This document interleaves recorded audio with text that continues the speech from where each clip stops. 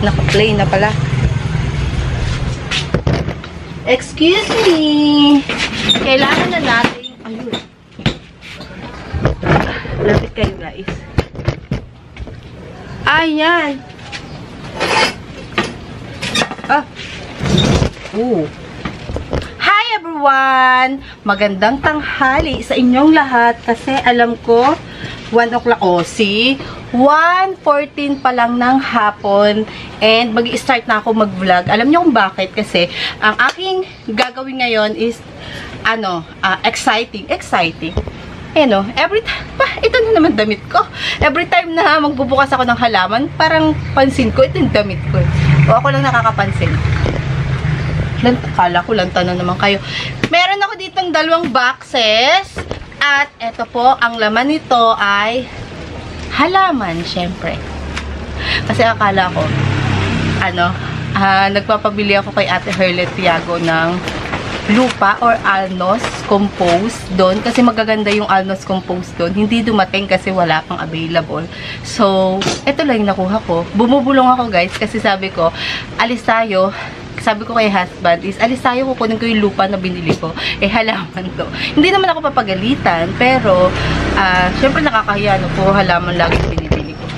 Hindi ako papagalitan. Ayan, nag-explain. Ang aking bubuksan is galing siya sa 2 seller. 3 days na yung isa nung pinadala. Ngayon ko lang siya nakuha and sana, hopefully, is okay pa yung halaman na to. Hindi naman mainit sa area na pinaglalagyan niya, pero syempre kulob. May butas ba? Wala. May butas naman. Etong isang to is galing siya kay kay ate, kay Ate Herlet pala tong isa. Oh, yung malaki galing kay kay Ate Ferlyn. So, yung sa mga bumibili ng halaman kay Ate Ferlyn, kaslangan. First time kong bumili sa kanya, ha. So, ipapakita ko na lang yung mga halaman na binili ko. And, I think, na to, last haul for these plants. Kasi, magsa-summer na and ayoko naman bumili ng mga halaman na papatay na or mamamatay tuwing summer. Kasi especially yung mga masaselan siya alagaan. Ayoko na sa ngayon ngayong 2024, sabi ko, pag mahirap alagaan or maselan alagaan, hindi na ako bibili sa summer. Kokoton! Lagi niya guys, inaano yung halaman ko. Pakita ko sa inyo. Kung maabutan natin. Ayan o. Tignan nyo. Cotton! Anong ginagawa mo dyan? Chine-check niya kung may bagong dahon. Yung isa nagpapaaraw naman dun. Katanghalian tapat. Alas pa lang to, 6 o'clock pa lang to si Kisses. Na yan, talagang nagpapalabas na siya sa bahay. Kasi nagpapaaraw siya. Yan yung spot niya kasi mainit yan. Ito si Cotton, ewan ko kung anong ginagawa niya. Siguro mga 2 weeks ko na itong napapansin na chine-check niya yung mga plants ko. Yes. Chine-check niya yung plants ko. No?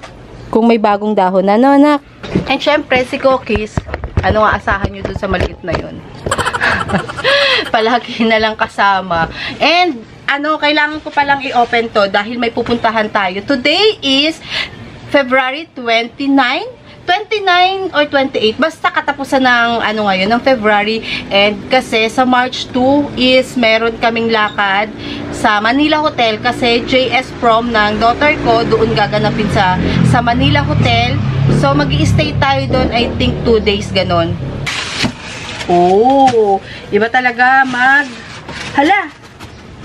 Ayun lang, tumaob-taob. Bakit siya nagtaob-taob? Tumaob siya, guys. Ayun, tumaob siya. Oh my God. So, check natin kung okay pa. Ay! Tignan nyo. Si Bashful to. Dito ko muna ilagay sa dulo. Kasi, hindi na siya diniligan simula nung na-mine ko. Ayun nga lang, nagtauban siya. Oh my God. Pero okay pa naman siya. 2 piraso niya is okay pa yung Bashful or pink ruby ang tawag sa ibang bansa niya, sa China. Uy, tumaob siya talaga. Oh my God. Ito, si Blue Minima. Kasi 3 days na to guys na hindi ko nakuha. So, siguro, tinabi-tabi na aksidenteng na tumagilid. Pero kung tatagilid to, dapat pati itong kabila tatagilid. Ito si Nana Huko Mini. Ito pa yung nabagsakan. Ito pa yung maselan. Susubukan ko lang, guys. So, yung kanyang potting mix naman is malambot. Karamihan ng nabibili ko kasi before na Nana Huko Mini is matigas yung potting mix. So, eto malambot. Susubukan natin kung mabubuhay ko na to. 50 pesos lang naman. Yes, mga 50 pesos yung sa sale niya na nabili ko. And then, eto, hindi ko alam kung anong ID niya. 50 pesos. 'Di ba? Before, makakabili ka libo-libo. Ngayon, pagkakaiba kasing plants, or kung ano bang tingin nyo dito? Hindi siya apos, hindi siya... Ngayon ko lang siya nakita. Kasi may tusok-tusok pa siya sa dulo. Kaya lang nawala na. Para siyang monstrous na form ng isang succulent. So, 50 pesos. Ayan. May new roots na siya. Itatanim ko rin ito ngayon. Sa second video na natin or sa next video na natin. Itatanim ko kasi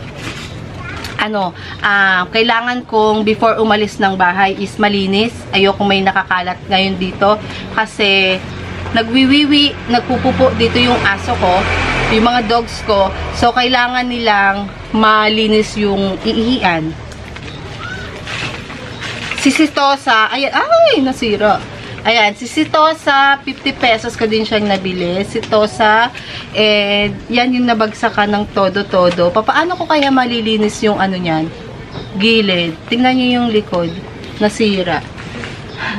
Etong mga nabili ko naman sa kanya is, more on, naalagaan ko na before. Na itatry ko ulit. Ito si Trumpet. Meron pa ako na ito dito na 2 piraso. Nasa na yun? Nasa ilalim lang. Si Trumpet, 50 pesos. Ito guys, pahuli to kasama. Natabunan din. 'Di ba napakasela nitong si Debbie. Ang sela nito sa summer. Pag mga kayo, mga ayan nagsira-sira siya. Pag mga newbie kayo sa pag-aalaga nito, wag muna kayong bumili ng Debbie kasi lapitin siya ng fungus. Or kung marunong naman kayo mag-alaga or gusto nyong ma-challenge, mabilis siyang i-propagate. Si Debbie madali siyang i-propagate. Tingnan nyo nangyari, guys.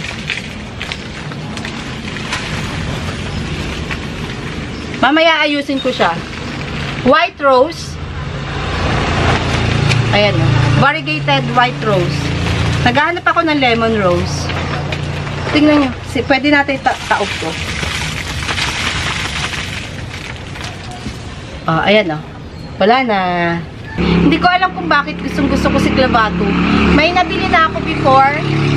Sa kanya din na variegated clavatum. Nandun naman. Naman siya, okay na okay siya. And, buhay pa. Buhay na buhay. So, bumili rin ako ng ito pa. Ito, lahat naman halos ng binili ko sa kanya is pare-parehas lang na meron ako. Fish and Fried, meron na rin ako nito. At 2 to 3 pots, meron ako nito guys. Nandito. Ang gusto ko is ilalagay siya sa pot and then ilalabas ko siya. I mean, mas magandang pot or mas malaking pot and then ilalabas ko. Kasi mabait lang to Meron na rin ako nito guys. 2. Pink Rosa. Before last summer, kasi I think before summer last year 2023, meron ako nitong binili na 3 pot. Pinaripat ko siya ng Benguet soil, kaya lang ending ayaw. So, bumili ako ng Pink Rosa again. Ito kasi, tuwing summer, nagbi-bleach siya. So, okay naman, kahit nagbi-bleach yung aking Pink Rosa na 2 pot dito, is okay pa din naman, nabubuhay. Ito, itatry ko ulit siya sa malaking pot kasi si Pink Rosa, maganda siya pag nakapulsan. So, turuan muna siya natin dyan ng mga 4 months. Mabilis lang naman yung araw. Tapos, eto, namatay yung ganito ko. Ang sabi nila, variegated Harry Watson. Yes, variegated Harry Watson daw to before. Pero iba na yung kanyang ID ngayon. I think masosurvive ko naman to kasi malaki na siya. Ayun ang laki na niya. Sana lang makasurvive talaga siya. Lalagyan natin ng electric fan. Kakasurvive ka ba? Kasi Kasi, sa ngayon, hanggat maaari, ang binibili ko is yung mga halaman na matataba na or woody stems na. Tcharan! Meron din ako nito, variegated blood moon. Meron ako niyan, pero mas malaki kasi to. And I think 150 ko to nabili kay Ate Herlet Tiago. Dito na tayo sa ating next box.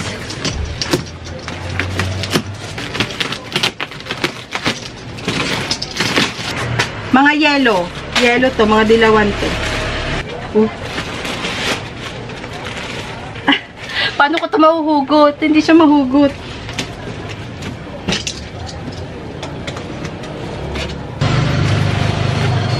Ayun. Malaki nga siya. Tingnan nyo naman. Charan! Meron akong mga ganitong klase. Ala, may paru-paro na naman. Bakit? Nakapasok na naman yung paru-paro. Maganda ang paru-paro. Nakakatuwa, magliparan. Kaya lang, pag ganito kasi, habahan ka na pag may paru-paro. Kasi, magkakauod. So, eto, meron ako dito mini jade. Meron na rin actually, etong mga ino-open ko, meron na rin ako before na namatay dahil napabayaan ko and then na-overwhelmed ako sa dami kong plants before. And pag nabubuhay ko sila, pinapamigay ko or pinapabayaan ko na lang dyan. Ang ending minsan, namamatay dahil nga napapabayaan. Si mini jade, meron pa pala ako nito, kaya lang maliit siya.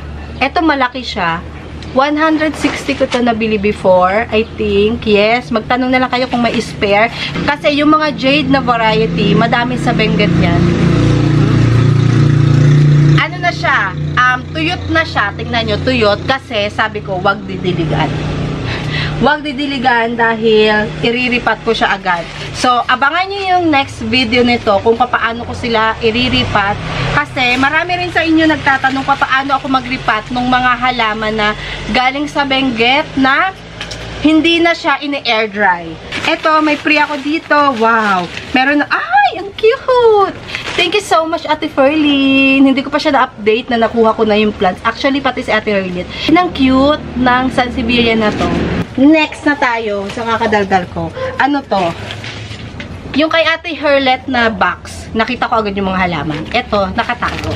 Ay! Tignan nyo, oh. Var Jade. Bumili ako ng Var Jade. Variegated Jade. Ayan, oh. Dito ka muna. 7 piraso lang to, guys.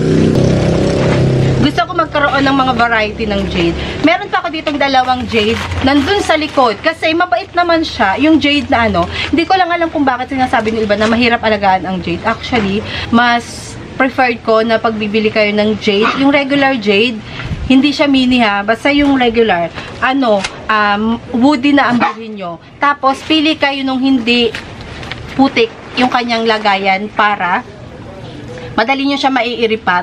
And pag uprooted, okay lang din naman. Pero hindi ko pa siya na-try sa malaking jade. Meron akong mga free na uprooted na jade before na maliliit, namatay siya.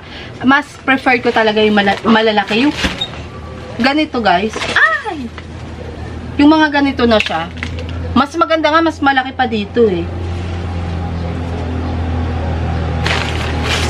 Eto, next na tayo. Summer. Hindi ko alam kung anong pangalan niya. Bumili lang ko ng maliit. Maliit pa to sa lagay na to ha. Pero malaki na to kasi ang pot niya is 6x6. Ayan.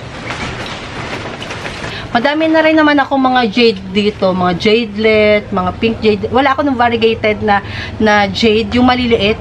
Variegated jadelet na yung kung tawagin. Pink or red ba yun and white. Meron ako dito yung yung before pa talaga na jade. Ang tagal niyang humaba, pero mabait siya. Kahit saan mo siya ilagay, mabait. Mamaya, pakita ko sa inyo pag naalala ko. Ano to? Meron na rin ako neto, guys. Si Sparrow ba yun? Sparrow, variegated, oh. Ayan, meron na ako neto. Malaki na rin siya. Maano to eh. Namatay yung ganito ko. Maliit lang kasi yung nabili ko dati. Tapos namatay. Nasaan na yun? Cute. Ay, eto, medyo basa pa. Pero hindi siya nasira. Hindi ko alam ang ID niyan. Ayan, hindi ko alam kung magkano ko to nabili. Pero, I think, 100, mga ganyan. Sobrang laki na. 6x6 pots. Ayan. Minsan, namimiss ko na nag-unboxing ako ng plants na galing sa LBC. Pero, iniisip ko din naman, pag ipapadala ko sa LBC, mura siya, oo, mura. Kasi 95 pesos, pipick upin. Kaya lang, mas lalo ako napapamahal kasi yung LBC dito malapit sa amin is sa mall. Nasa mall, so mas lalo akong napapamahal. And, lalo na pagkasama si Dara, yung daughter ko, napapamahal ako kasi, syempre, nasa mall ka na eh. Di doon, kakain ka, mamimili ka. Yung anak ko, hindi nauubusan siya ng bibilin. Laging, merong nabibili pag nasa mall, naaalalang bilhin. Ah, kailangan ko nito, mami, sa national. Ay, kailangan ko ganyan. Diba? Para-paraan. So, meron na rin ako nito. Meron na rin ako nito. Hindi ko siya naripat before. Or Benguet potting mix lang siya before. Ayun. Ngayon, tatry ko siyang iripat. Supreme siya na variegated. Ang ganda kasi ng variegation niya. And, alam nyo, napansin ko lang ha. Most of my succulents na namatay is nasa area siya na hindi gaanong naaarawan. Ang ating mga succulents is kaya niyang tumagal sa init ng araw basta established na yung plants. So, eto I see Supreme na variegated.